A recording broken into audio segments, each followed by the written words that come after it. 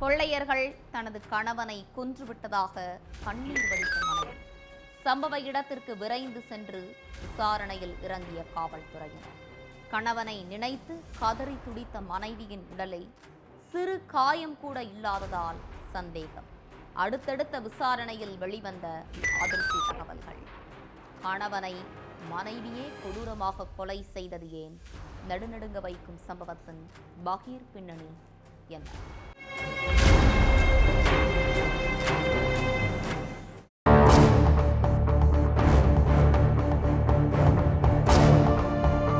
இரவு நேரம் போலீஸ் ஸ்டேஷனுக்கு போன் பண்ண ஒரு பெண், கொள்ளைக்கார கும்பல் என் கணவரை ஆயுதங்களால தாக்கி கொண்டுட்டு வீட்டுல இருந்த பணத்தை திருடிட்டு போயிட்டாங்க சார்னு சொல்லி கதறி அழுது இருக்காங்க.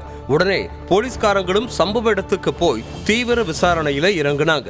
ரத்த வெள்ளத்துல இறந்து கிடந்த நாராயணனோட சடலத்தை மீட்டு போஸ்ட்மார்ட்டத்துக்கு அனுப்பின போலீஸ் சடலத்துக்கு பக்கத்துல உட்கார்ந்து கண்ணீர் விட்டு கதறி அழுதுட்டு இருந்த அவங்க மனைவி பந்திதா கிட்ட விசாரணை நடத்தி இருக்காங்க.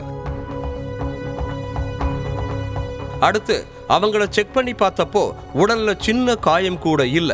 பணத்துக்காக கணவரை தாக்கி கொன்ன கும்பல் கூடவே இருந்த மனைவி பந்திதாவை ஒரு அடி கூட அடிக்காம விட்டது போலீஸுக்கு சந்தேகத்தை ஏற்படுத்துச்சு. இருந்தாலும் அந்த சந்தேகத்தை மனசுக்குள்ளேயே வச்சுக்கிட்டு போலீஸ்காரங்க நார்மலா விசாரிக்கிற மாதிரி விசாரிச்சிருக்காங்க. எத்தனை பேர் வந்து உங்களை அடிச்சாங்க, அந்த கும்பல் எதுல வந்தாங்கன்னு போலீஸ் ஏகப்பட்ட கேள்விகளை பந்திதா கிட்ட கேட்டு இருக்காங்க. முதல் முறை கேட்டப்போ 2 பேர் வந்தாங்கன்னு சொன்ன பந்திதா திருப்பி அதே கேள்வியை கேட்டப்போ 4 பேர் வந்தாங்கன்னு சொல்லி இருக்காங்க. என்னமா இப்படி மாத்தி மாத்தி பேசுறீங்கன்னு போலீஸ்காரங்க கோபமா கேட்டதுக்கு கணவன் இறந்த துக்கத்துல என்ன நடந்துச்சு ஏது நடந்துச்சுன்னே ஞாபகம் இல்ல, என்னை எதுவும் கேட்டு டிஸ்டர்ப் பண்ணாதீங்க சார்னு மழுப்பலாவே பதில் சொல்லி இருக்காங்க பந்திதா. உடம்புல ஒரு சின்ன காயம் கூட இல்லாததும் எல்லா கேள்விக்குமே இப்படி மாத்தி மாத்தி பதில் சொன்னதும் பந்திதா மேல உண்டான சந்தேகத்துக்கு மேலும் வலு சேர்த்திருக்கு. அதுக்கப்புறம் பந்திதாவை ஸ்டேஷனுக்கு கூப்பிட்டு போய் கிடுக்குப்பிடி விசாரணை நடத்தினதுக்கு அப்புறம்தான் நாராயணனோட மரணம் கொள்ளைக்காக நடந்தது இல்ல, திட்டமிட்ட படுகொலைங்கிறது வெட்ட வெளிச்சத்துக்கு வந்திருக்கு. ஒடிசா மாநிலத்தை சேர்ந்த நாராயணனும் பந்திதாவும் 8 வருஷங்களுக்கு முன்னாடி காதலிச்சு கல்யாணம் பண்ணிக்கிட்டாங்க. கல்யாணத்துக்கு பிறகு பிழப்ப தேடி தெலங்கானா மாநிலத்துக்கு வந்த இந்த தம்பதி ஹைதராபாத்ல ஒரு வீட்டை வாடகைக்கு எடுத்து தங்கி இருக்காங்க. நாராயணன் அதே ஊர்ல பிளம்பர் வேலை பார்த்துட்டு இருந்திருக்காரு. பந்திதா தனியார் கம்பெனில ஹெல்பர் வேலை பார்த்துட்டு இருந்திருக்காங்க. இதுக்கு மத்தியில பந்திதாவுக்கு அதே ஏரியாவுல வெல்டரா வேலை பார்த்துட்டு இருந்த வித்யாசாகருங்கிற இளைஞர் கூட பழக்கம் ஏற்பட்டு அது தகாத உறவா மாறி இருக்கு. அடிக்கடி 2 பேரும் பல இடங்களுக்கு போய் தனிமையில சந்திச்சிருக்காங்க.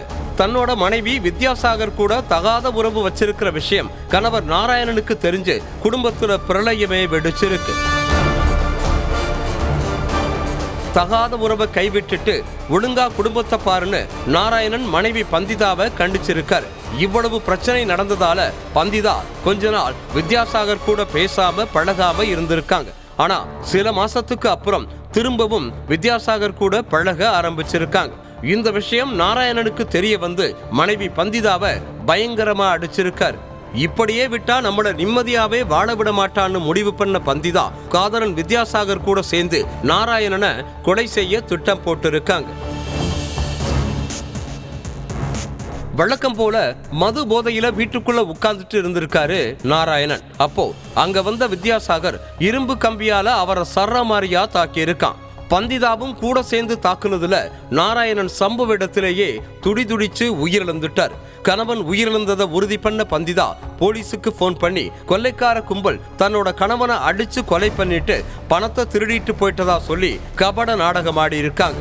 ஆனா விசாரணையில பந்திதாவோட முகத்திரையை கிழிச்சு எடுத்த போலீஸ் அவங்களையும் அவங்களோட ஆண் நண்பர் வித்யாசாகரையும் அரெஸ்ட் பண்ணிட்டாங்க.